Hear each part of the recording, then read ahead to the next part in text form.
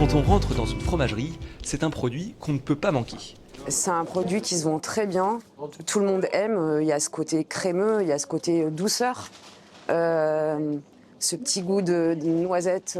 Ce goût unique de noisette et sa texture font du Saint-Marcellin un incontournable des fromages isérois. Là, à l'intérieur, il est magnifique. Il peut être très crémeux, mais il peut être aussi plus sec. Plus on va l'affiner, plus il va être crémeux et plus il va avoir du caractère. Le Saint-Marcellin est produit localement, il est protégé par une IGP depuis 2013. Un cahier des charges strict assure la bonne alimentation des vaches et la gestion des pâturages. Les vaches doivent manger au minimum la totalité de l'année plus de 50% d'herbe.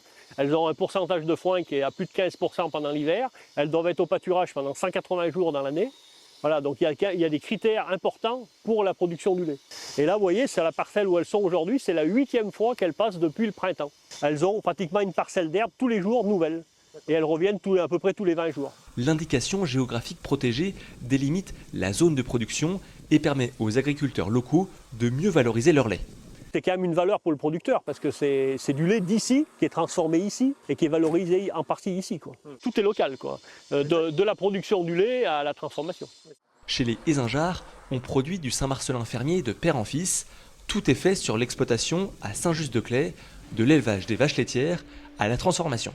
C'est le lait de la traite de hier soir et de ce matin.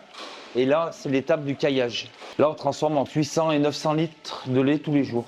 Après le caillage, il faut mouler les fromages qui donneront au Saint-Marcellin sa petite forme ronde.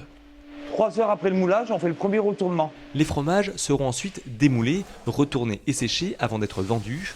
La recette du Saint-Marcellin est la même que celle du Saint-Félicien qui a été inventée bien plus tard. Ce petit frère est plus grand par la taille, ce qui change son affinage et lui donne un aspect plus moelleux et plus crémeux. Une commission d'enquête a été nommée et elle se réunira début décembre pour étudier un projet de cahier des charges pour l'IGP du Saint-Félicien afin de protéger à son tour la fabrication du fromage.